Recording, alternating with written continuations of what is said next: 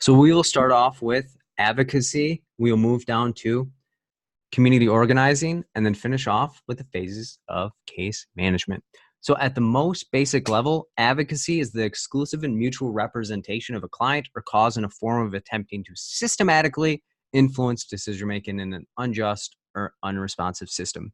So you may be wondering, what the heck is that? It's simply stepping into a place or a situation where their needs would otherwise not get met, or we're mobilizing and empowering them to get something that could help them improve their situation. So, for example, an advocacy would be I'm gathering materials together for the ASWB exam and I'm providing them to you in order for you to be better equipped and educated and informed around the topic area at hand. So that way, when you see it, you'll be more comfortable with the situation. And some of y'all that rock with the acronym SFARFI know that advocate is one of those options, which is simply A equals all by themselves. We are giving them what they need to do the action by themselves in the community, if not at home. So that way we're hands off and they have their own accountability. So it's when a social worker is attempting to bridge the gap of what a client needs and what is currently being offered. It's going beyond what the basic level is and pushing further and improving the system that otherwise would not be helping and improving them in some way, shape, or form. So we are attempting to address a system that does not work for our clients and at times actually works against what the client needs. So some of y'all know that a lot of the test prepping stuff out there is visual and not a whole lot of audio, and it's a lot of reading or tactile. So at this given time, I'm kind of advocating by providing a visual and audio study material for people that don't do well with reading or simply just gurgitating or someone telling it. But stepping in, advocating, providing and filling that gap in, no pun intended, of what is needed, which is for my visual and audio people that learn that way, they needed that. So I was like, how about I go into the system, change it, rather than having the system work against you and make you think that something's wrong with you rather than wrong with the actual system or what is currently going on. So that way we can hone in on your skills and get the job done. Same thing with clients and same thing in actual practice. We are bridging that gap and organizing and coordinating things that would have not gotten done prior to this. So it's when a social worker is gathering support, awareness, and influence to help mobilize change in some way, shape, or form. So this can be done to help vulnerable or underrepresented populations, such as protests, rallies, educational seminars, just like this, lobbying, working with clients to get the information to better represent themselves in some way. So it's just advocating or providing exposure to a situation so that needs can be met in some way. So then we'll move on to community organizing, which is the act of engaging with a particular group, community, or organization to empower change. So advocacy was focused in on one particular person or people. Community organizing is focusing on the entire community, empowering and mobilizing a huge community of people. So it's bringing together different influences to promote a mutually agreed upon effort to promote or advance a particular issue. Key emphasis on mutually agreed upon. Why? Because if all parties not are agreeing on something, we have stratification and people that have power and privilege that are over trumping people that otherwise are not getting their needs met, which is the total opposite of what we just said about advocacy and community organizing. This is making sure everyone gets their voices heard and met, and that way the needs and some equity, which is people getting what they need, is happening. So a social worker helps to identify, coordinate, and promote the change or effort. However, they do not benefit or do it for their own interest. Why? Because we're helping people. I'm not advocating for a cause so that way I can line my pockets or benefit myself in some way. It's I'm going to empower and mobilize and change that community for a group of people that otherwise would not get their needs met. So the efforts are for the interest of others, not for the person. Because if the person's doing it and creating something or an event for themselves, then that is kind of narcissistic and not what we're about. We are focusing on the people that are underrepresented rather than utilizing my privilege to oppress people and manipulate and mobilize my own progression in some way. So there are different types of it. So bonding think of bond, meaning a closely knit thing. So if I'm bonding with someone, I have a bond, which means I have a dense social network among social groups of people who are linked through direct ties. So if I am bonding with someone, I likely have direct ties with them and I have a mutual relationship with them at some way. So in these bonding situations, the people have had previous interactions and are related in some way or fashion. So there are some people that have been in the multiple study groups of mine, and we kind of have a bond. You notice people that have been in here before, you recognize them, you talk to them, you coordinate with them, you check up with them, and you get things done. But if it's your first time here, it may be not kind of a bonding type thing because you don't know. Well, some of you guys know me, but only indirectly. We've never had that direct interaction. So bringing you all into the group together is creating this bonding situation over time. So a couple of examples of bonding situations: churches. Most people that go to church have gone to the same church for a while, so they build those relationships and direct ties with people. Small organizations, because if it's a small organization, everybody knows everybody, and you create that kind of relationship where you check in with people and make sure they're getting the job done. Interest groups, meaning people that group together based on interest. So it could be an ASWB study group, for example. Y'all are coming together, not just because you like me. Well, maybe some of y'all, but just kidding. You guys are all coming together because you want to pass your exam or get better acquainted to what community organizations look like, which could lead to a higher likelihood of passing your exam. So they have a similar focus in their efforts to promote change in some way. And the change that you guys want to see is passing your exam. And then bridging, picture a bridge. We have to bring together people that otherwise would have not been connected because they have indirect ties in some way, shape, or form. So it's loosely connected networks of large numbers of people linked through indirect ties.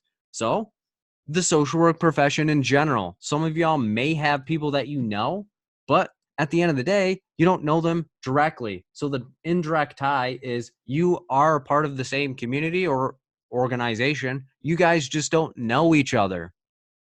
But there are people that can bring you all together, like this study group. I'm bridging some of y'all, but some of y'all are bonding because you've been here before.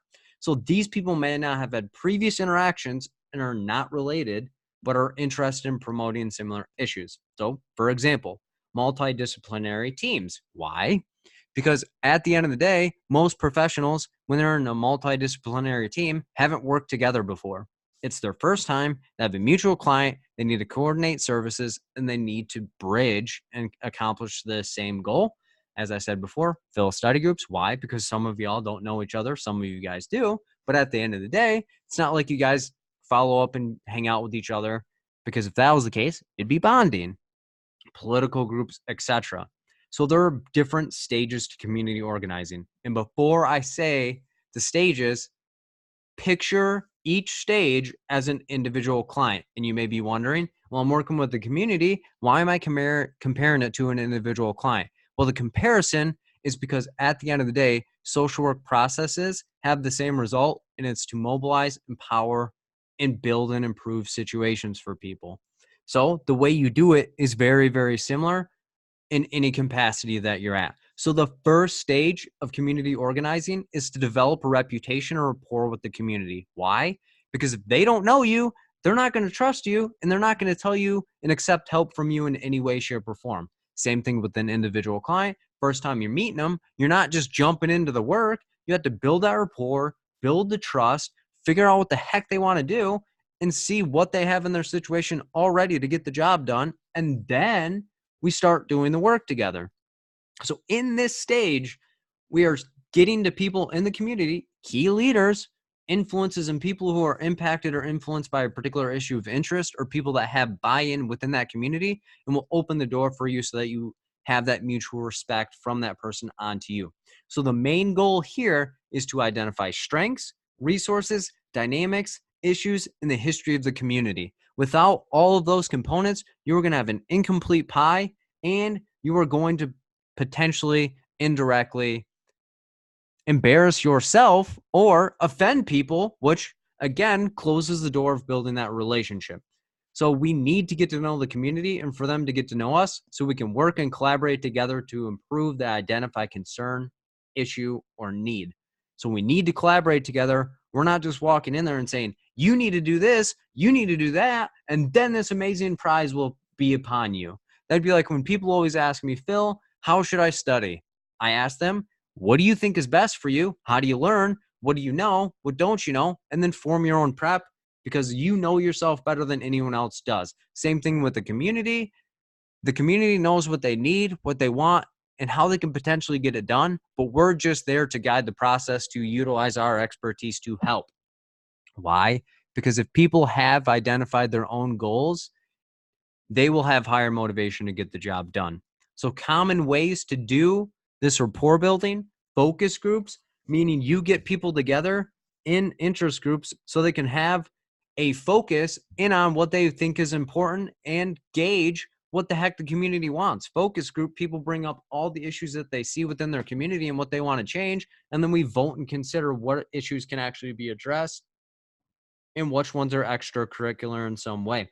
One-on-one meetings, you meet with one person at a time, and you also figure out, is this person a key stakeholder? And can we do the snowball effect, which means I talk to this person, they bring someone to me, that person talks to me, and we keep recruiting that way. So that way it's mouth-to-mouth exposure. Because if someone told you, hey, this person helped me do this, and they're really great, you're more likely to reach out to that person than if someone cold calls you and says, hey, I'm the best person at doing X, Y, or Z. How can I help you? They're like, I don't know you from Adam or Eve, and you're trying to screw me over in some way because I've interacted with people like that.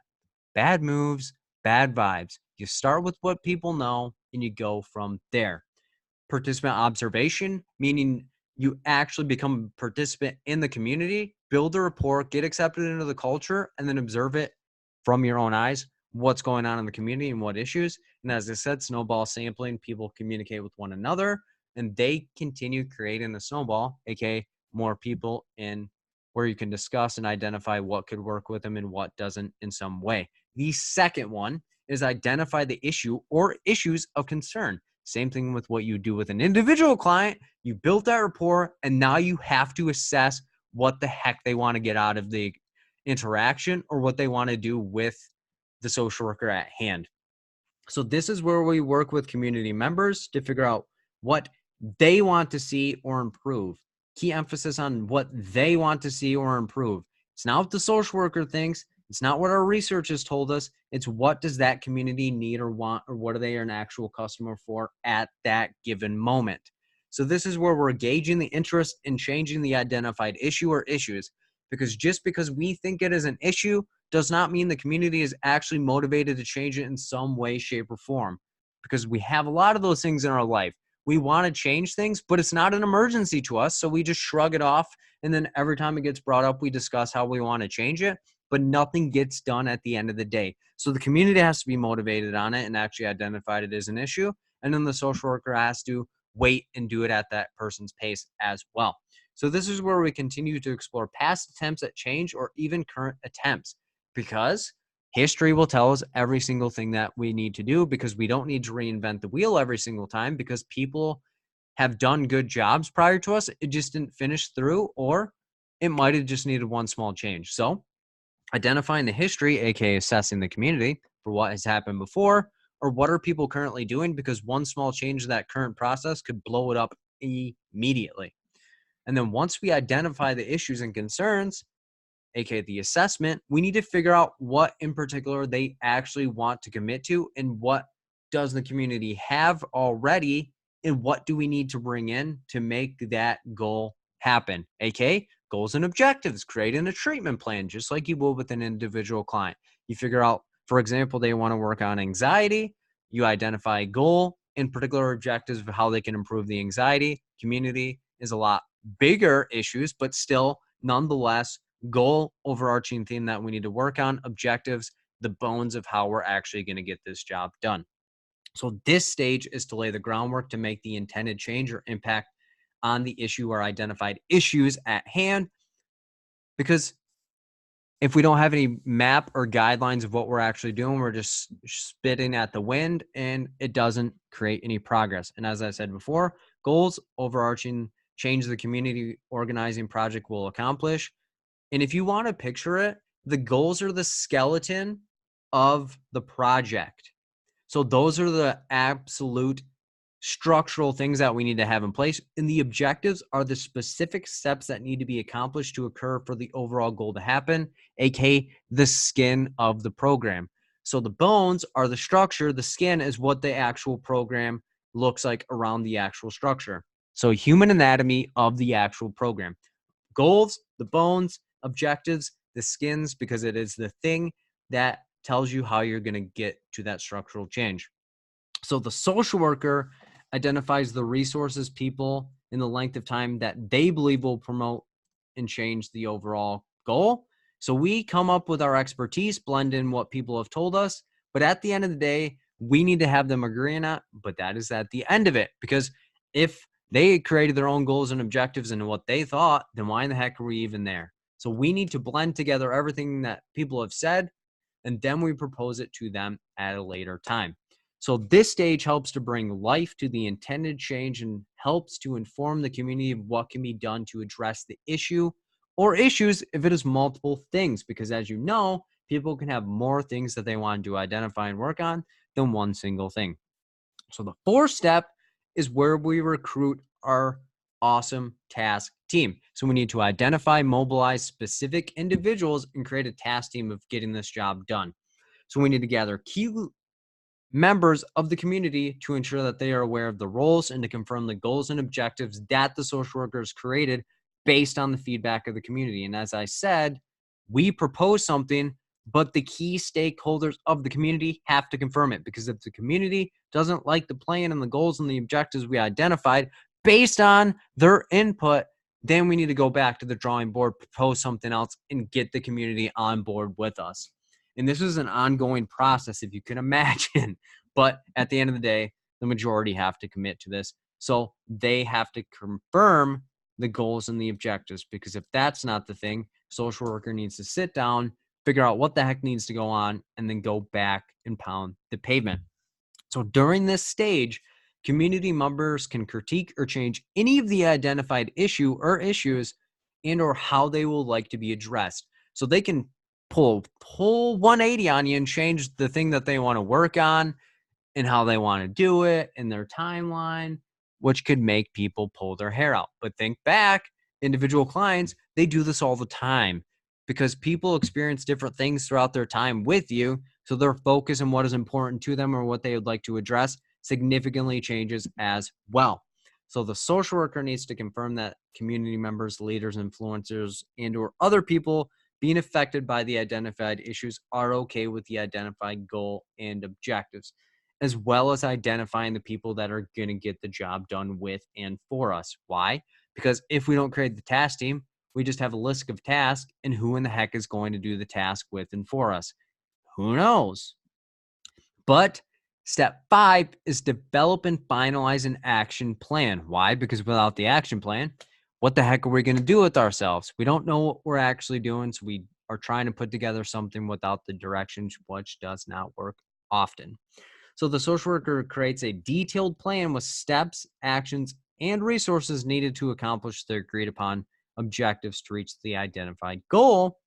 So here we need to identify potential barriers to accomplishing the identified goal or goals and the implementation of the objectives to reach our goal.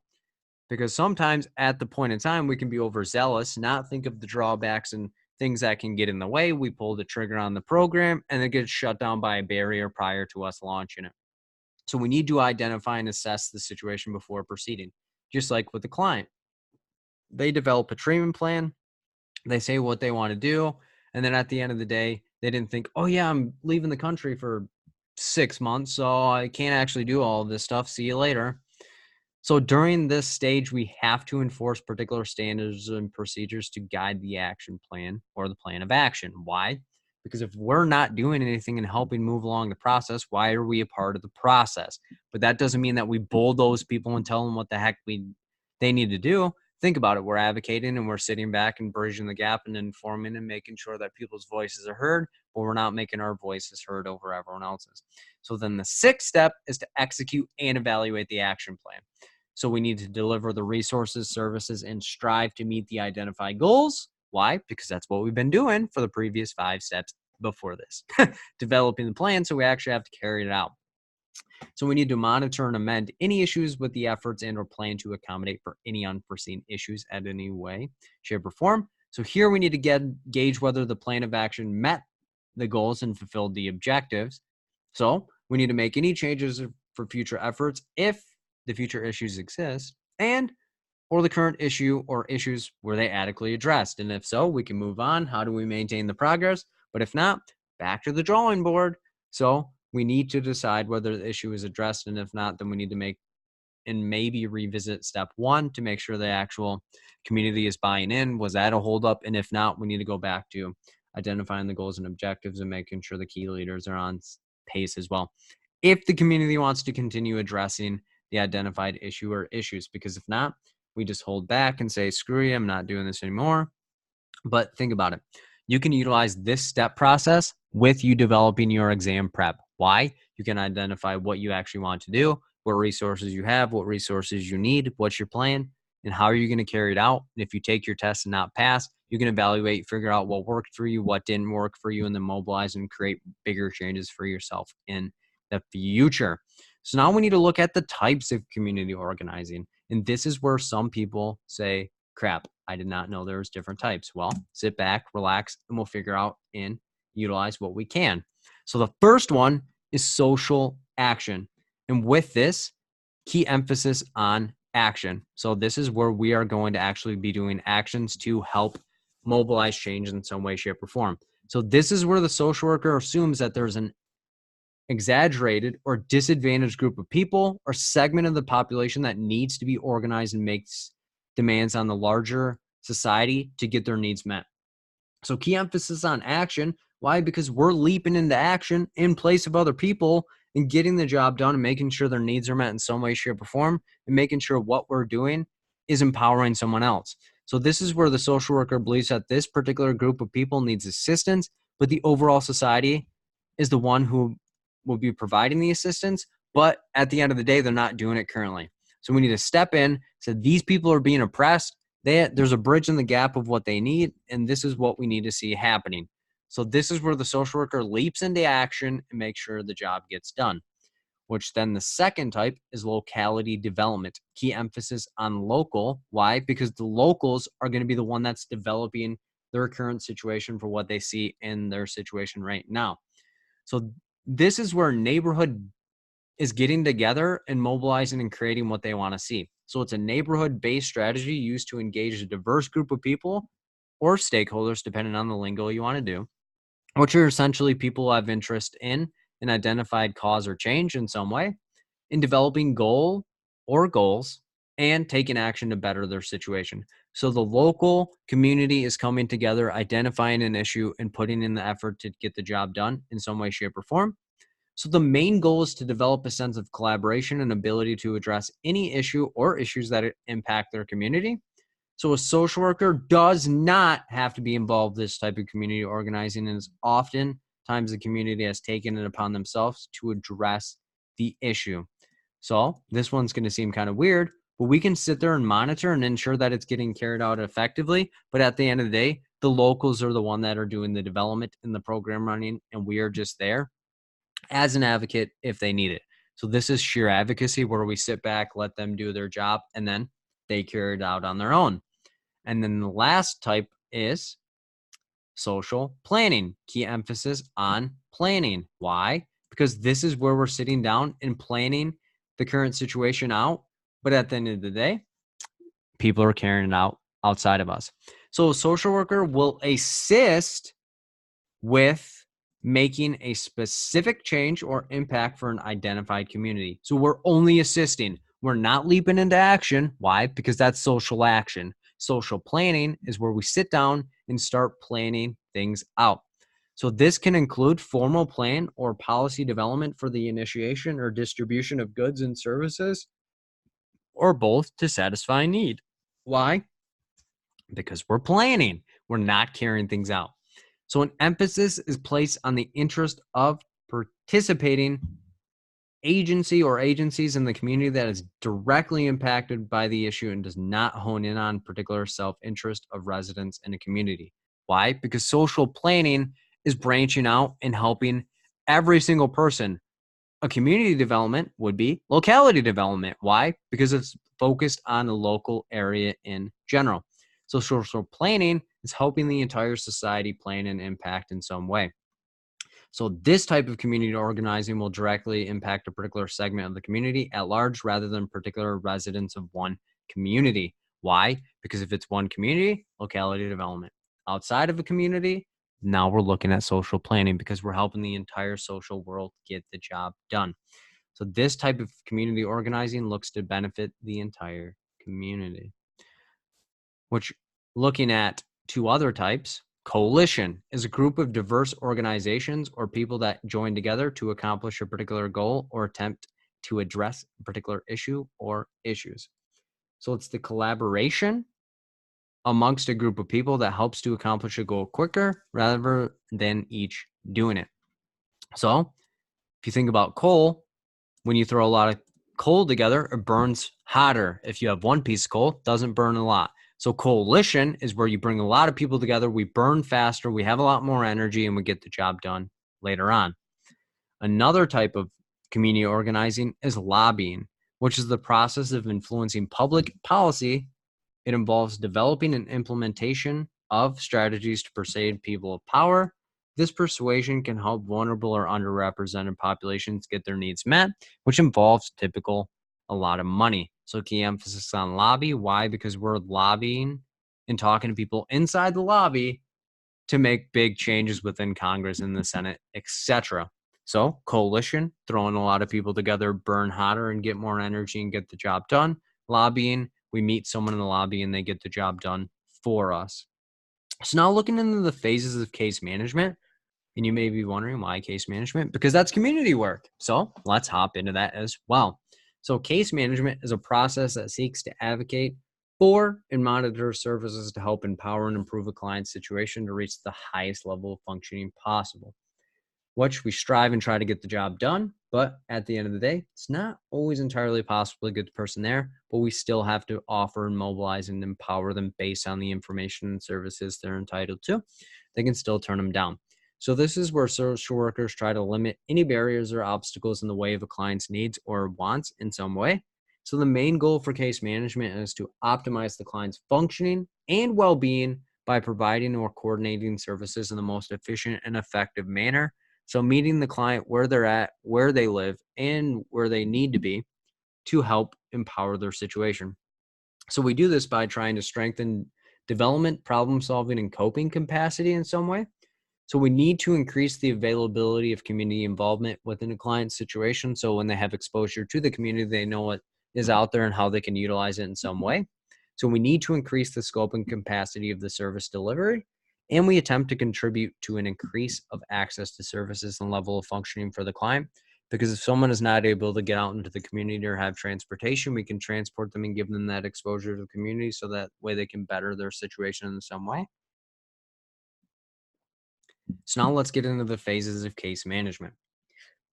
So intake and screening is a process of reviewing key information related to the client's situation to help determine what a client wants to gain and what they can actually gain from services. So this is us screening them for their appropriateness of being able to receive services in some way, because we want to make sure they're eligible before jumping into quickly. So this is the initial interaction where a social worker will identify areas of interest in the appropriateness of treatment. So a social worker will determine what the client needs and what benefit they can get from services. So a social worker will begin to identify useful resources within their agency and or at other agencies to best address the client's needs and wants. So this is that coordinating piece of, if you need something, I need to make sure you're getting your needs met in some way. But if you don't necessarily become eligible for the services, there's no need for me to work further for you and with you. But after that initial screening, we then start assessing or doing a needs assessment for what they could utilize and what they currently have in their situation and what improvements they want to see. So this is a continuation of the data collection completed during the first stage, aka the intake or screening phase, meaning we said they were eligible. So we need to do our gathering of information of what they've been through and what we need to figure out. So this is a more in-depth exploration of the client's situation, since we need to effectively assist them so they are a client at our agency at this given moment. Because if we said they're eligible and we're gathering this information, we are now obligated to treat them. So this is where a social worker will gather information on the following areas about a client. And if you do integrated biosocial assessments or initial intakes, you'll probably recognize some of these categories. And they're not all of the possible categories because they're endless, but here's a couple that I'd like to highlight. So past and current health status. Do they have any medical issues that could be impairing their treatment, or any past medical issues that we need to be aware of that can rise up again? Previous treatment history. Have they been involved in services before? And if so, where at, and what was the effectiveness, and do they abscond from it? Socioeconomic status, determining their ability to pay and what's their situation. So that way, what resources and accesses and copays and stuff like that would they have? Substance use history. Do they currently use substances? Have they used it in the past? What's their sobriety? What are things that have worked for them? And are they at a danger to themselves or others based on the fact that they utilize drugs or consume alcohol? Legal history. Have they been involved in the legal system? Are they currently on probation, etc.? So that way we know what we're looking at. Mental health symptoms. Do they have any mental health disorders? Do they have any potential psychosis, self-harm, harm to others, abusing anyone, etc.? So that way we know what mental health symptoms are baseline, which ones are not baseline, so that way we can assist and adequately assess and address their appropriateness. Housing. Are they homeless? Do they have a house? How stable is their house? Are they behind on bills? Can we get them bill payments and stuff like that? Transportation. How are they getting around? Do they need us to transport them around? Do they need assistance with that? Do they need bus tickets, etc.? In any possible category that you could want to figure out and know about a client: trauma history, any previous hospitalizations, etc. So this is where we are completing an integrated biopsychosocial assessment, an IBA. So the goal is to get an understanding of the client and how we can best supplement their current strengths and resources to get them to the best possible functioning. Because at the end of the day, we want clients to be able to be as independent and stable as possible and for them. So primary goals of the assessment are to, one, identify a baseline and what the client needs or wants are, and gather information on the available resources and strengths that the client has and what additional services that they can benefit from. Why? So we can start where they're at, what do they currently have, what are they comfortable with, and what is needed to bridge that gap. And then the third phase is planning or service planning. So when the social worker and client develop a treatment plan to help the client meet their identified needs or needs. So the goal here is to identify measurable or overarching themes again. So overall goals, wants, and the client will need to identify. So the overarching needs, wants the client would like to see in their life, which can improve their functioning in some capacity. And then objective is specific measurable actions to help the client get their identified needs and or wants met. So if you remember back into the community organizing piece, the goals are the bones and the objective is the skin that fills it in, or the specific details of what the structural things will actually look like. So after, again, we get the plan and all the stuff that they could possibly need and get a background of what they currently have, that is where we need to do the implementation or implementing phase. So this is the delivery or execution of the plan that the client and the social worker identified in the planning phase. Why? Because if you make a plan, you might as well take it out. So this is where the identified goals and objectives are being introduced into the client's life to help them reach their identified situation or functioning that they'd like to see for themselves. So the social worker will organize, integrate, and coordinate the service delivery as needed for and with the client. Because if a client needs assistance, we're not just going to let them flap like a fish out of water. We're going to walk with them in the journey, because it can be a hard transition for some people because it's a new life, a new situation that they haven't been in before. So this phase allows for the client to have self-determination and independence within their situation to help promote the identified change in some way. And after we have done the implementation, that's where we may get into the transitioning phase. So this phase is where the client will be prepared for discharge, transferred to a different level of care if needed, or have a continuation of their current level of care depending on what their goals were and what progression that they made and what happened in the implementation phase. So transitioning is us assessing and evaluating what happened during that phase and what needs to happen from here. So the goals and objectives will be reviewed, and the appropriateness for services and treatment will be determined, and what level of treatment, if any, needs to happen. So the social worker and client share a mutual goal of wanting to help the client become more independent and sustain their identified level of functioning. So the client's treatment and progress and or regression, because sometimes when people implement things, their situation does get worse, will determine the appropriate clinical decision-making process in some way, shape, or form. So once we figure out what happens in the transitioning phase, we then have an optional follow-up and evaluation phase. Why? Because if we want to follow up and see how in the heck someone's been doing after their progression phase has been met in some way. So follow-up and evaluation is when the social worker will reach out to inquire about the client's current situation to gauge their level of functioning. Do they continue progression or do they regress back to their old ways? So upon discharge or level of care change. Why? Because some people end up needing higher levels of care based on the fact that we weren't satisfying their needs, or lower level of care, which could mean no treatment if the services that we did bridge the gap or they were too much and were extracurricular to their situation. So the social worker will gather feedback from the client around their experience while in treatment as well as post treatment to ensure that their progression and what they're doing in their situation is helping them in some way. So the social worker will provide additional resources as needed to ensure the client maintains or has the best level of functioning at the end of the day. Why? Because that was our goal. We want them to improve their independence, functioning, and ability to function within their situation. So the social worker will gauge effectiveness of services based on the feedback from the client and the client's treatment outcome.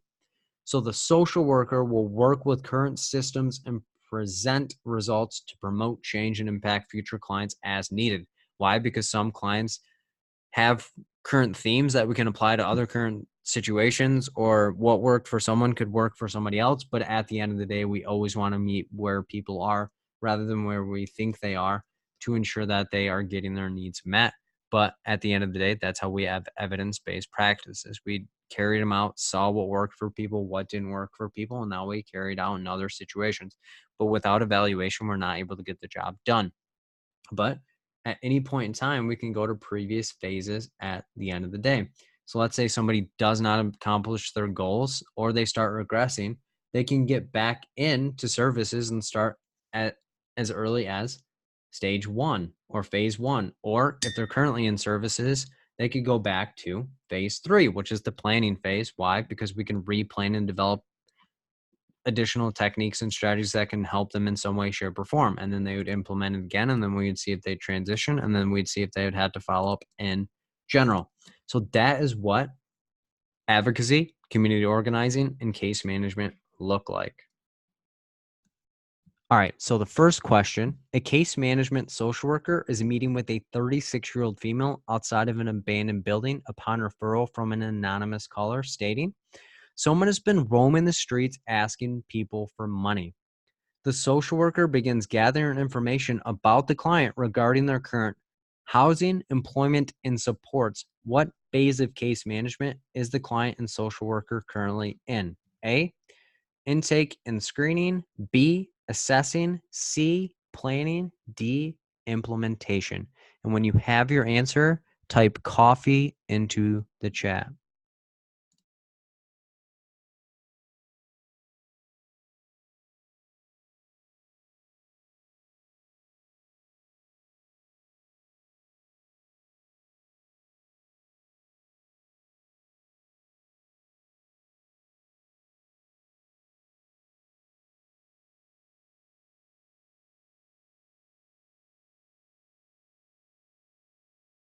Opening the polls.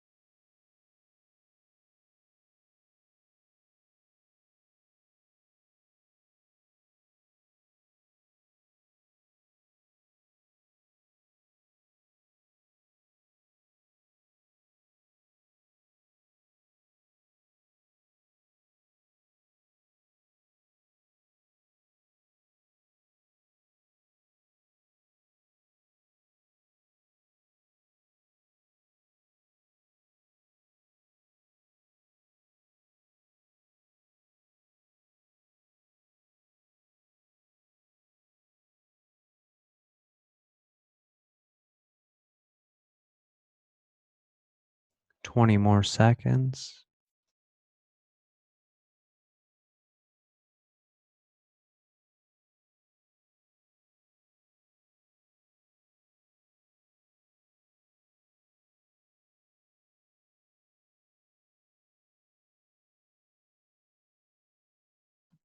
Shutting down the polls. The majority think it is A. Close second is B. No one thought C or D. Let's look at it. So we are a case management social worker, meeting with a 36-year-old female, and we are outside an abandoned building based on the referral from an anonymous caller. And that caller said someone has been roaming the streets and asking people for money. The social worker begins gathering information about the client regarding their current housing, employment, and supports. So, which phase of case management are they currently in? So, intake or screening is the initial interaction with a person where we begin to gather information to help gauge their appropriateness for treatment. Assessing, when we gather information about the client after we deem them appropriate for services. So we identify resources, strengths, and a history of the person. And then planning, when we identify goals and objectives to help the person improve their life. And then implementation is when we execute the identified plan. Quick review: case management social worker, 36-year-old female. We're outside an abandoned building. This is upon referral of an anonymous caller. So it's our first time meeting this person because they were roaming the streets asking for money. So we're gathering information from them. We want to know their current housing, employment, and supports. So at this time, we're going to rule out implementation. Why? Because we haven't even met them. This is our first time, and we don't know anything about them. So how can we initially say, carry out this plan that you and I identified in our previous lives because I just met you today? We're going to rule out planning because what plans are we making? We don't even know them, and we're already starting to move in the house with them. So now we have to figure out, is this the screening process of where we're saying, are you appropriate for services and getting that initial information gathered? Or am I saying this person's already appropriate? Let me gather information regarding their situation so that way I can better mobilize and improve their situation in some way. So at this time, we're going to rule out assessing. Why? Because it's our initial visit. We need to make sure they're appropriate, and we want to gather what they want to see out of services. So at this given time, we're going to say it's intake and screening because it's that initial visit, making sure they're appropriate, and then we'll move on to the assessment phase. But at this time, we don't know if they're appropriate. It's our first time meeting them, and that's how we'd look at that question in particular. Question 2. A social worker in a family agency has been working with a 45-year-old male for 8 months to help him get custody of his children back.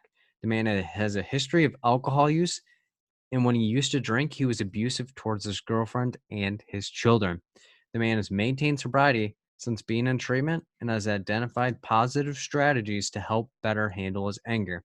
The social worker feels the man is ready for discharge. Which phase of case management best explains the man's situation? A, planning. B, implementation. C, follow up and evaluation. D, transitioning. And when you have your answer, type the word lotion in the chat.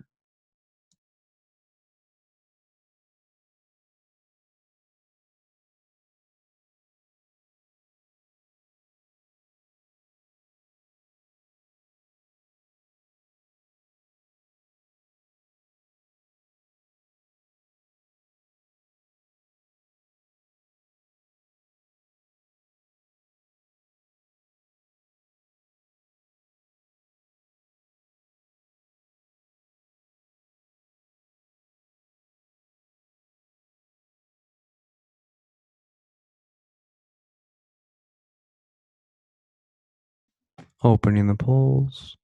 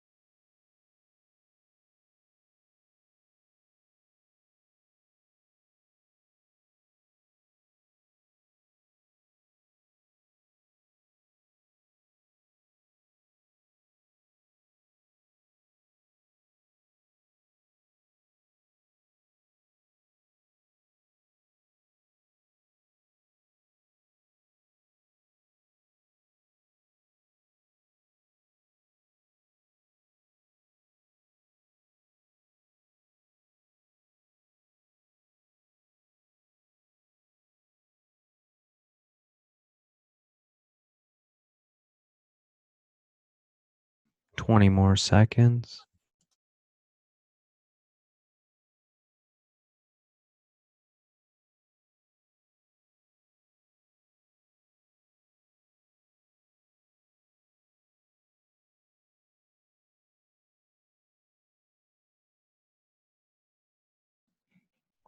Shutting down the polls.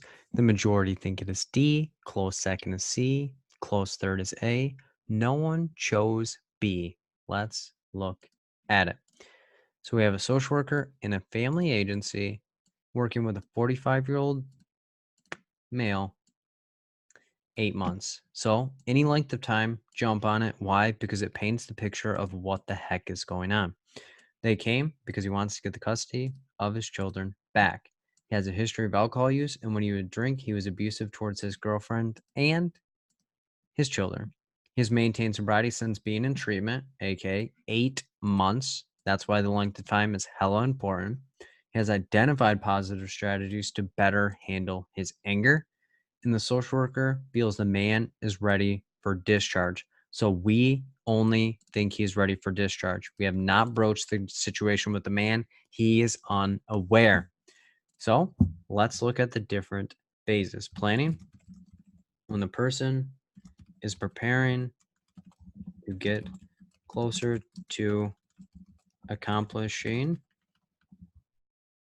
their goal or goals. So it's identifying goals and objectives to figure out what they want to see.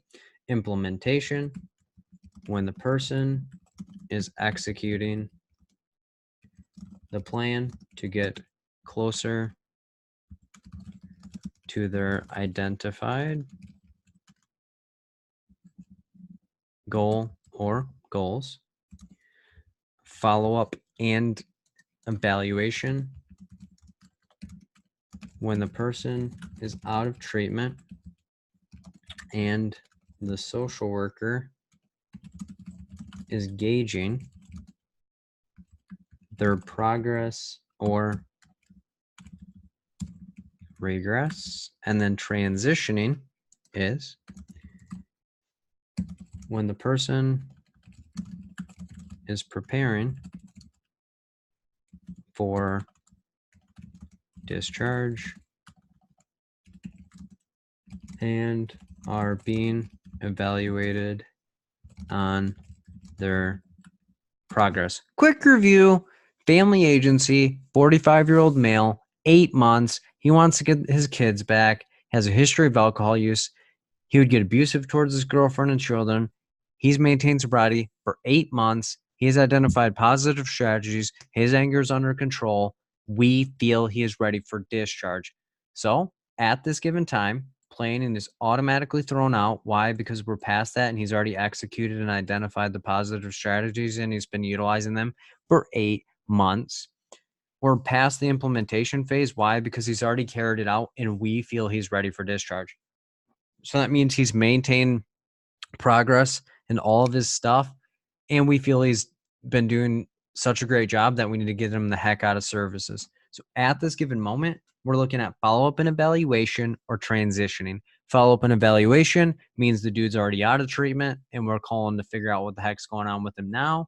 And the transition is saying, do we want to get you out of services, or do we feel like you need to get back into services and maintain it for longer? So we're going to rule out follow-up and evaluation. Yes, we want to evaluate what he's going on in the situation, but follow-up and evaluation means he's already gone transitioning, means that he's transitioning from services to a higher level of care, lower level of care, which could mean getting the heck out of our agency. So that's how we look at that question in particular. Question 3.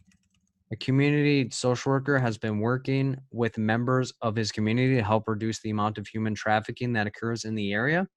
The social worker has formed a partnership with the local hardware stores to provide flashlights and neon green safety vests to interested members of the community to help reduce the rates of abduction at night. What type of community organizing best explains the social worker's intervention? A, social planning. B, social action. C, locality development. D, harm prevention. And when you have your answer, type the word happy into the chat.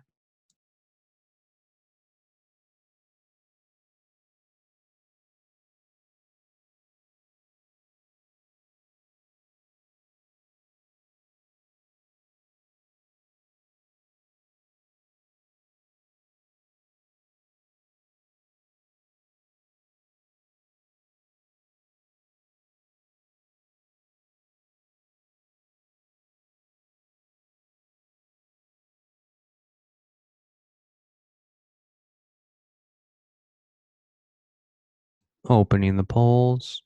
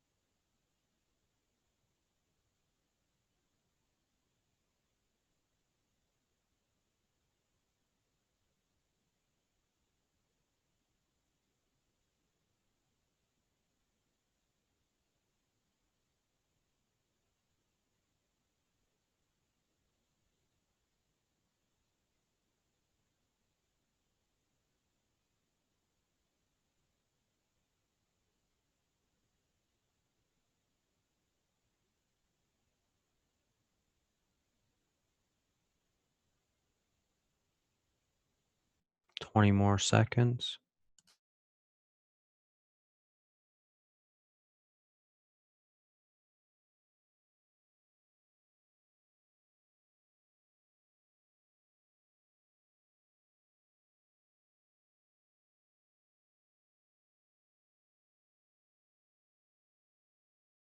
Shutting down the polls.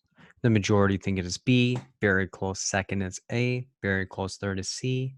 Fourth place is D. Let's look at it.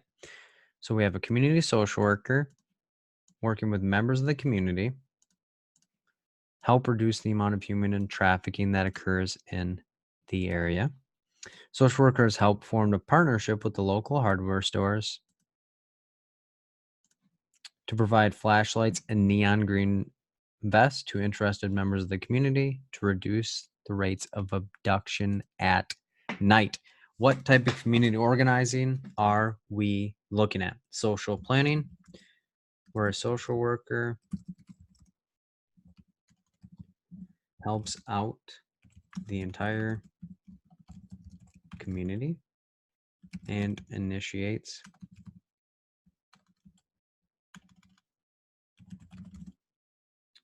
resource delivery and implements change. So emphasis on planning.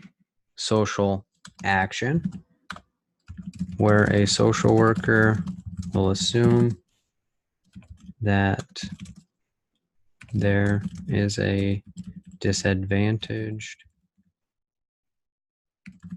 group of people not getting their needs met. So they put forth action to help get assistance for them. locality development, where key stakeholders attempt to bring everyone together to help solve a problem or bridge the gap of a need. So the community does it, and then emphasis on action. Why? Because the social worker does an action. Harm prevention. Phil made this up. So, quick review. Community social worker working with members of the community. We're trying to reduce the rates of human trafficking in the area. We have formed a partnership with the local hardware stores to provide flashlights and neon green vests to interested members of the community to help reduce the rates of abduction at night. What did we just do? So, automatically going to throw out harm prevention. Yeah, sounds like a cool buzzword, but yeah, I threw that in there just to slip people up. It worked. So at this given time, we're also going to throw away locality development. Why? Because the social worker had to jump in at some capacity. Locality development would mean that the community has already been doing things and they're mobilizing and making the connections and doing the things on their own. So are we doing planning here, or do we hop in and do the action ourselves? So this is going to be the tricky part, because we formed a partnership, but the hardware stores are the ones that are actually delivering and handing out the situations. So at this given time, we're not doing action. We did the initial action of forming the partnership, but the local hardware stores are the ones that are carrying out the services and getting the job done. So we were in the planning phase, but the hardware stores are the ones doing the action. They hopped in, they're doing the job, and we simply were there during the planning phase. So this would be social planning. Why? Because we help plan the event to get the job done. So that's how we look at that question in particular. Remember, social planning, we're in on the planning phase. Social action, we hop in and do the action ourselves. So we'd be handing out the vests, we'd be handing out the flashlights, etc. Locality development, we wouldn't necessarily have to be involved in the process. The community would be already doing it. So, question 4. A social worker in an outpatient clinic is asked by a supervisor to investigate their community's current efforts to combat rising rates of overdose deaths. The social worker finds out that there is a group of citizens that have been handing out Narcan and providing informational panels to community members every month. The social worker plans to reach out and contribute to the already established efforts. What type of community organizing would this be considered? A, locality development. B, social planning. C, social action. D, community development. When you have your answer, type Mike into the chat.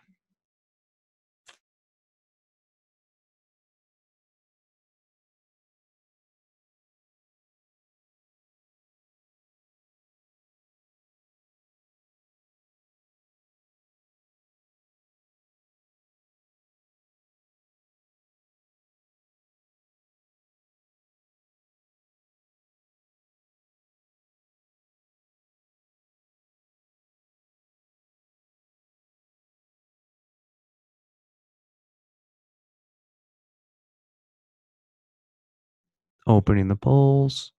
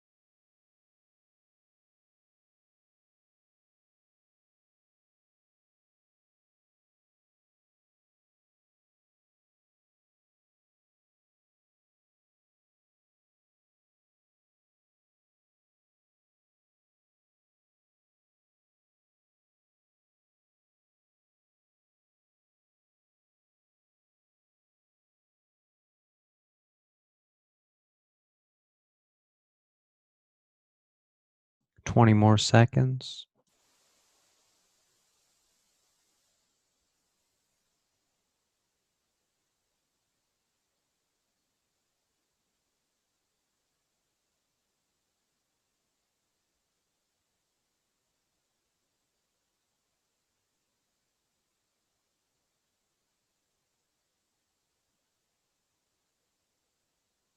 Closing down the polls, the majority think it is A, close second is C, close third is D, close fourth is B. Let's look at it. So we have a social worker outpatient clinic asked by a supervisor to investigate their community's current efforts, key emphasis on the community's efforts to combat the rising rates of overdose deaths.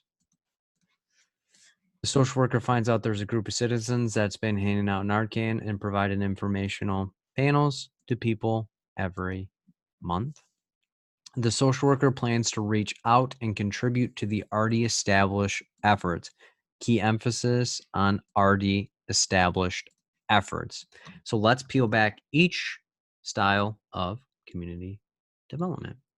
So locality development is where key stakeholders attempt to bring together everyone to help solve a problem or bridge the gap between a need, emphasis on the locals doing it all.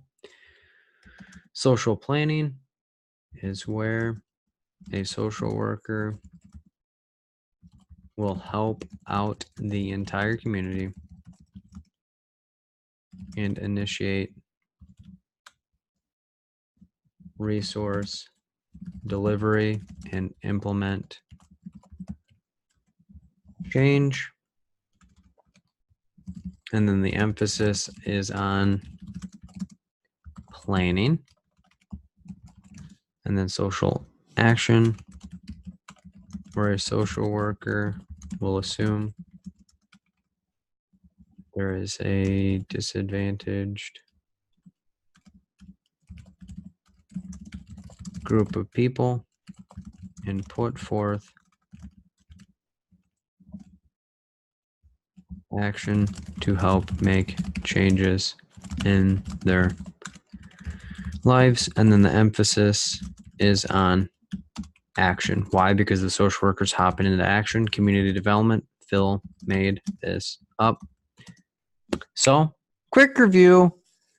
Social worker in an outpatient clinic asked by a supervisor to investigate their community's current efforts to combat rising rates of overdose deaths. We found out there's groups of people handing out Narcan, providing informational panels to the members, and we're trying to join the already established efforts. So we're automatically going to throw out community development. Why? Because developing the community is a huge emphasis, but that's not what we're trying to do and develop the community in some way, shape, or form. So we are looking at either locality development, social planning, or social action in some way. So at this given time, we're going to rule out social planning. Why? Because we're not here to plan anything. Why? Because it's already established, because the community is doing its current efforts and it's established. So we can't go in there and kick in the front door and say, we're changing everything and I'm planning this for y'all so you can carry it out. Bad moves, bad vibes. So are we doing locality development where the locals have already developed something and we're observing and making sure that we can't help out? Or is it social action where we say we need to put forth action to make change happen because no one else is doing something for or with these people at all? At this time, we're going to rule out social action. Why? Because we don't have to put forth any action because the community is already doing this, because they have been doing this on their own and already doing informational panels and providing resources as needed. So this is locality development. Why? Because the locals have been developing their community and they wanted us to investigate and see what they're doing to see if we can help them in some way, shape, or form. So that's how we look at that question in particular. Question 5. A home-based social worker is meeting with the couple and their 5-year-old son for their routine monthly appointment. The social worker has been working with the family to help the parents improve their relationship and to help the son address issues he's been having at school. During the most recent visit, the social worker finds out the mother has lost her job, which has caused the family to not have enough money to buy food this month. The social worker provides a list of possible food banks in the area for the family to utilize. What type of advocacy best explains the social worker's actions? A, bridging, B, bonding, C, lobbying, D, collaborating. And when you have your answer, type the word hope into the chat.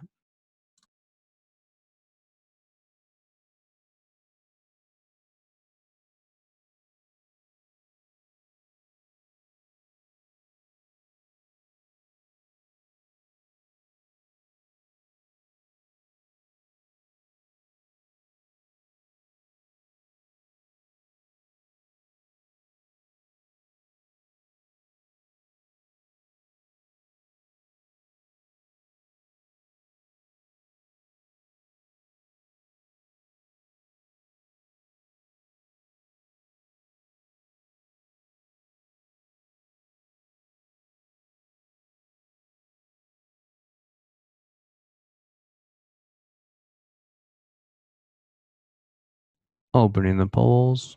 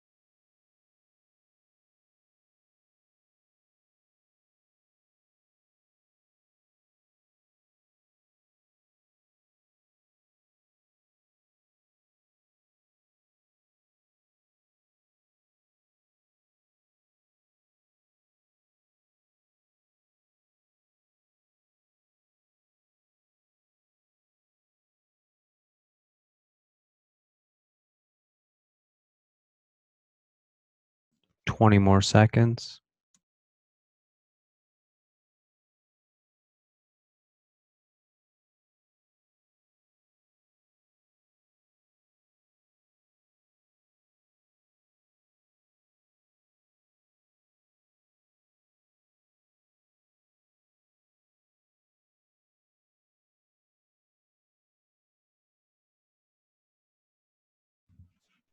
Closing down the polls, the majority think it is A, second place is B, third place is D, fourth place is C. Let's look at it. So we are a home-based social worker, so we're helping these people in their home. We're meeting with a couple and their 5-year-old son for a routine monthly appointment, meaning that we've been doing this for a little while. We've been working with the family to help improve the parents' relationship with their son, and the son's been having issues at school. During the most recent visit, finds out that the mother lost her job, which cost them not to have enough money to afford food this month. The social worker provides a possible list of food banks for the family to utilize. What type of advocacy are we scoping out here? So, bridging is where we bring together loosely connected networks of people to help benefit and satisfy needs in some way. Key emphasis on the bridge. Remember, we have to link people together. Bonding is where we bring together already established bonds and help mobilize, help bring about change from their connection. So this is direct ties and then bridging again in direct ties. And then lobbying is where we are advocating on behalf of other people. So this is the process of influencing public policy by persuading people of power to influence the situation, and then collaborating, working together with people on a common goal. And then again, Phil just added this in. Quick review: home-based social worker, couple, 5-year-old son. We've been doing this monthly, and then we've been working with them to help improve their relationship and to help the son address issues that he's having at school. Mother was recently lost her job. They don't have enough money for food. We provide them information on food banks that they have not already known about. So at this time, we're going to rule out collaborating because, yes, we're working together on a common goal, but that's not an advocacy type and not helping them in some way, shape, or form. We're also going to rule out lobbying because we're not having anyone of power influence this person's situation. We didn't have them overhaul the food resources or anything like that, or it didn't say there was a deficit. We didn't have policy change on that. Everyone gets a certain amount of food, etc. So are we bridging the gap, or are we already having her utilize common threads that she would have already known about because we have direct ties, or the person has direct ties with that agency? So at this given time, we're going to rule out bonding because this lady had no clue of what it was prior to this, or the family had no clue of what was happening in their current situation prior to us informing them of the situation.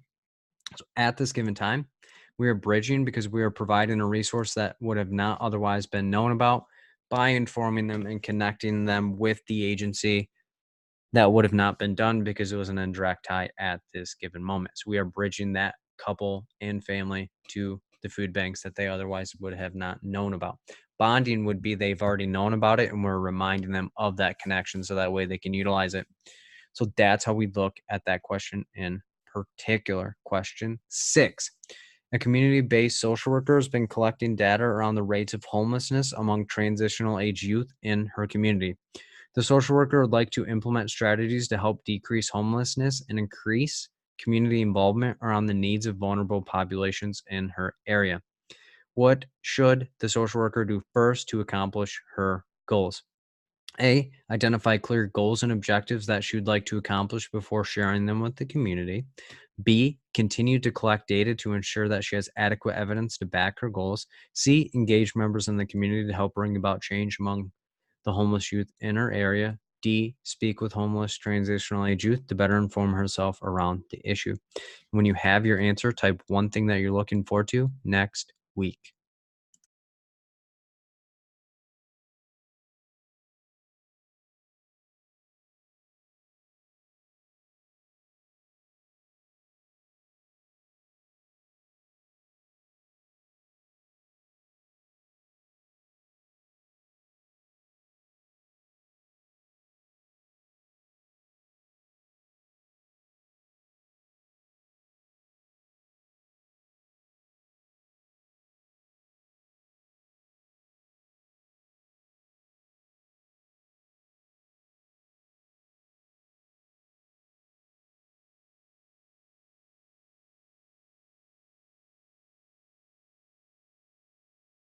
Opening the polls.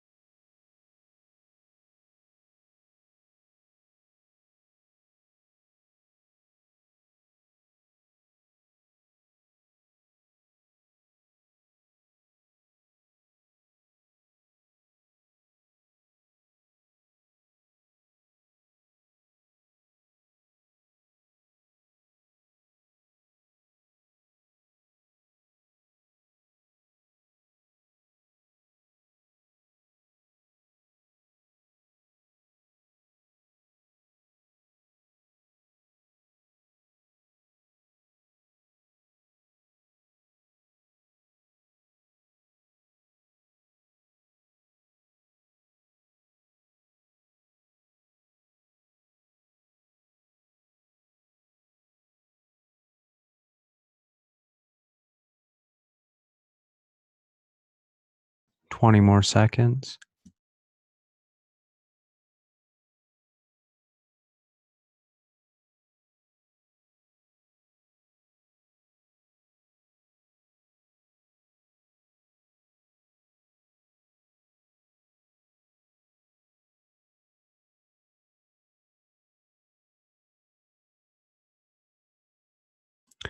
Jotting down the polls. The majority think it is D. Second place is C. Third place is A. Fourth place is B. Let's look at it. So we have a community-based social worker collecting data around the rates of homelessness amongst transitional age youth in her community. Social worker would like to implement strategies to decrease homelessness and increase community involvement around the needs of vulnerable populations in her area. What should the social worker do first to accomplish her goals? A. Identify clear goals and objectives that she would like to accomplish before sharing them with the community. B. Continue to collect data to ensure that she has adequate evidence to back her goals. C. Engage members in the community to help bring about change among homeless youth in her area. D. Speak with homeless transitional age youth to better inform herself about the issue. A. At this time, we're going to rule out A because it's identifying the clear goals and objectives, yes, that we want to see, but she would like to accomplish. It's not about her. We're not doing this for the community. A would be identifying things that she would like to accomplish before sharing them with the community. So at this time, we're not starting there. Why? Because we haven't even built the rapport and established that. We're at the bare bones groundwork, and we'd have to identify the absolute first thing that we need to do at this time. So we are going to rule out B as well. Why? Because we're continuing to collect data, which is good, but we are not trying to find evidence to back her goals. Again, it is about the community, not this woman. So bad moves, bad vibes on that. So we need to engage members in the community or speak with the homeless transitional age youth to get their perspective. So we are trying to bring about change about homeless transitional age youth, and we want to help do it in some way. So we're going to rule out C because we're not going to engage members in community to figure out what the heck they can do to help, because we don't know the change that they want to see at this given moment. Why? Because we haven't talked to them yet. We're just saying we want to do this. And A would be like, I know what the heck they automatically need. B is like, let me gather information that would back my goals, not the homeless transitional age youth goals. And then C would be like, all right, members of the community, you know your transitional age youth better than I could ever do it. So what do I need to do at this given time to get the job for them? So the correct answer here is going to be D, speak with the homeless transitional age youth, because they are going to be better able to tell you what they need and what they want in their current situation to get the job done in some way, shape, or form. Because if we try to tell them what they want in their situation, it's not going to work out at all. Why? Because we're telling them what they need, and that's not what the heck that we need to be doing. We need to sit down, address, assess, and figure out what they want. And if we want to get closer to it, we can utilize the acronym. Why? Because it is a clinical situation and we can address it. So speaking with the homeless transitional age youth, feelings. Why? Because it's getting their situation of what they could want. Engage the members in the community, intervene. Why? It's an action on our part and we're progressing this in some way, shape, or form. Continue to collect data to ensure that she has adequate evidence to back her goals. Assess. Why? Because we're gathering data in some way, shape, or form. And then identify clears and goals and objectives that she would like to accomplish before sharing them with the community. Intervene. Why? Because we are doing an action to back our goal. If it was identifying the goals and objectives of the transitional age youth, then it would be better off. But at this given time, we need to speak to the people that we're directly trying to impact to figure out what they want at this time. We have not done that yet. We just say we want to improve and help them in some way, shape, or form. So that's how we look at that question in particular. Question 7. A community-based social worker has been trying to reduce the rate of drug-related overdoses in her community. The social worker implemented a self-referral based intervention to the members of her community, but recently had to shut down the program due to the lack of engagement. The social worker reached out to key stakeholders in the community, and they agreed on the already established goals for the program. What should the social worker do next in this situation? A, reassign the roles of the members on the task force to increase engagement. B, reevaluate the goals and change them to what will best help the community. C, change the layout of the program to ensure that it increases the amount of engagement. D, relaunch the current format of the program to help save resources in the long run. And when you have your answer, type one thing that you are grateful for right now.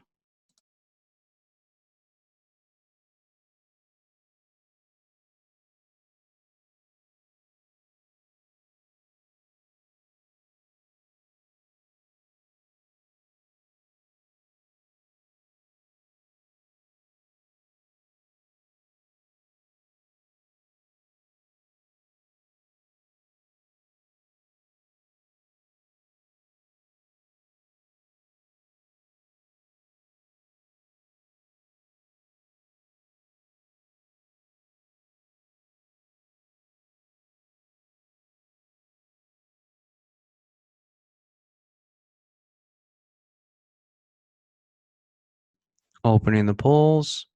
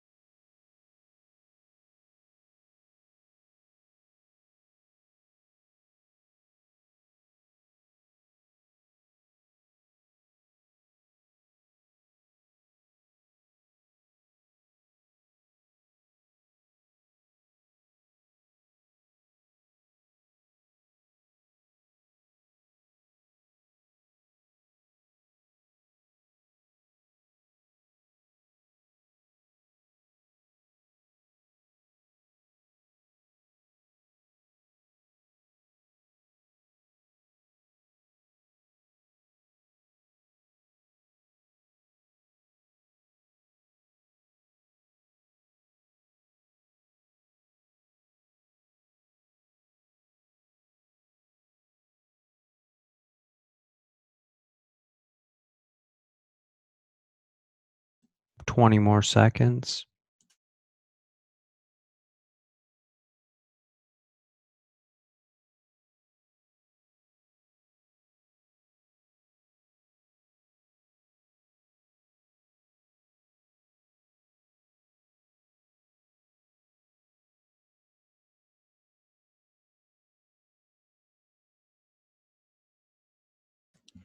Shutting down the polls. The majority think it is C. Close second is B. Close third is A. Fourth place is D. Let's look at it. So we have a community-based social worker been trying to reduce the rates of drug-related overdoses in her community. The social worker implemented a self-referral based intervention to the members of her community, but recently had to shut down the program due to lack of engagement. The social worker reached out to key stakeholders in the community. So we've talked to the community brokers and they agreed on the already established goals for the program. So keep that in mind as we investigate. So, A, reassign the roles of the members of the community on the task force to increase engagement. B, reevaluate the goals and change them to what will be best to help the community. C, change the layout of the program to ensure that it increases the amount of engagement. D, relaunch the current format of the program. At this time, we wouldn't reevaluate the goals and change to help the community. Why? Because they already told us we agree we need to throttle down and we need to address this current problem at our level of overdoses in the community. So we're not going to reevaluate and tell the community, screw you, this is what you need, and I'm going to tell you what's best for you. Bad moves, bad vibes. So at this time, we're also not going to just relaunch the current format of the program. It got shut down. It wasn't helping. It wasn't assessing, and it wasn't addressing what we needed to get done. So to relaunch a program that has already failed based on the fact that we're like, well, they told us the goals are good. Let's just keep doing the same thing and have a failed result. Bad moves, bad vibes. And for the sole fact to save resources in the long run, resources are important, but why can't we just utilize those resources in a more efficient manner? So we can either one, reassign the roles of the members on the task force to increase engagement, or we can change the layout of the format of the program to make sure that it increases the amount of engagement. So at this time, we're doing a self-based referred intervention, meaning people have to refer themselves to utilize the program that we have. So the exposure and awareness of the program is pretty minimal at this time. So we're going to rule out A to reassign the roles. Why? Because A is essentially saying you guys aren't working hard enough and it's your guys' fault that this program has not taken off and gotten off the ground. So if we change it from a self-based referral system or self-referral based intervention into something that maybe a snowball sampling, we're actually going out into the community, telling people about it, and addressing and assessing that way, it could reach the people that we want.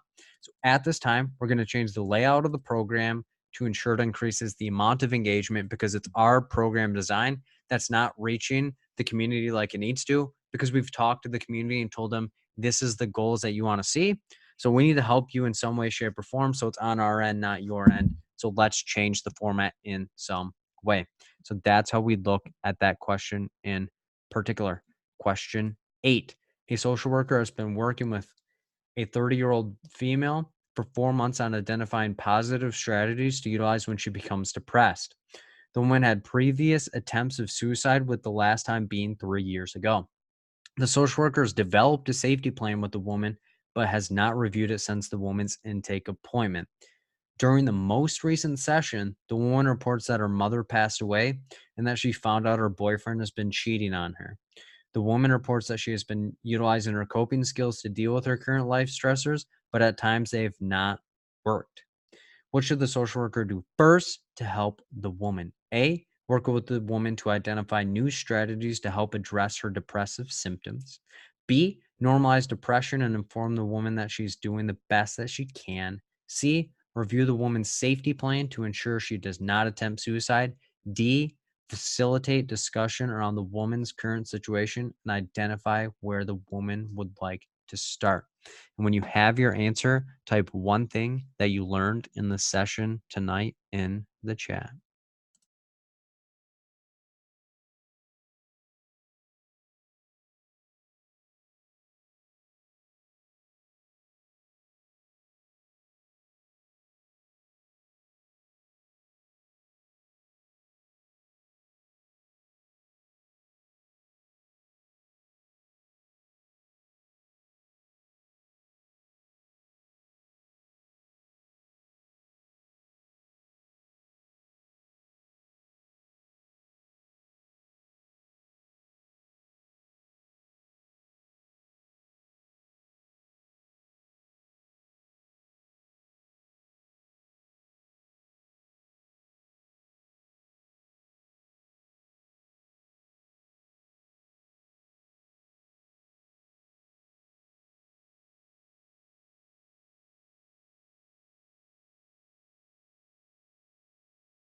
Opening the polls.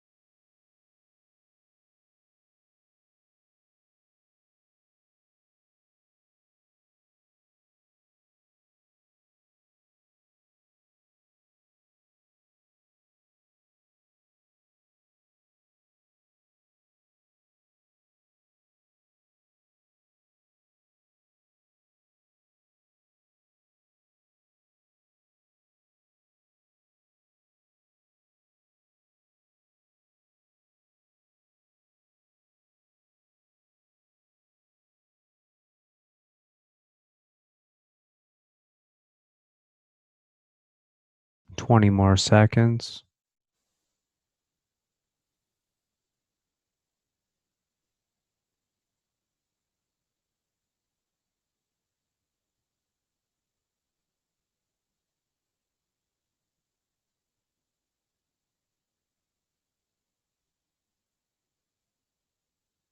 Shutting down the polls. The majority think it is C. Second place is D. Third place is A. No one thought B. Let's look at it. So, social worker working with a 30-year-old female, 4 months. So, any length of time, hop on it to identify positive strategies to utilize when she becomes depressed. The woman had previous attempts of suicide, with the last time being 3 years ago. Any length of time, hop on it because it paints the picture. This person has been without suicide attempts for 3 years. Social worker has developed a safety plan with the woman, but has not reviewed it since the woman's intake appointment. So, 4 months ago. So, the woman reports that her mother passed away. She found out her boyfriend has been cheating on her in the most recent session. The woman reports she's been utilizing her coping skills to deal with her current life stressors, but at times they have not worked. What should we do first to help the woman? This is an application question. Why? Because it is a clinical situation or client scenario that we have to address, assess, and react in the appropriate manner. So we will pull out the acronym to figure out what the dealio is. So work with the woman to identify new strategies to help address her depressive symptoms. Intervene. Why? Because we are directly working with her. Intervene. Any action that we do is an intervene. I equals I. Do something. Normalize depression and inform the woman that she's doing the best that she can. This one is going to be intervene. Why? Because we are telling her depression is super normal. You're doing everything that you possibly can. Another action on our end to help change and promote change within the current situation. And then review the woman's safety plan to ensure she does not attempt suicide. Intervene. Why? Because we are doing something with the client. We bring out her safety plan and say, here's everything that you did. Please don't kill yourself. And then D is saying, you have a lot going on in your current situation. Where would you like to start, or what do you think is most important for you in your situation? Feelings. Why? Because we're starting where the client is, recognizing what she wants, what she has, and where she would like to take it. So, quick review: social worker, 30-year-old female, 4 months. She wants strategies to help improve her depression. Last time she attempted suicide was 3 years ago, and we did not review her safety plan except for at her intake, which was 4 months ago. So it's relatively fresh in this mind at this time. She tells you, my mother passed away.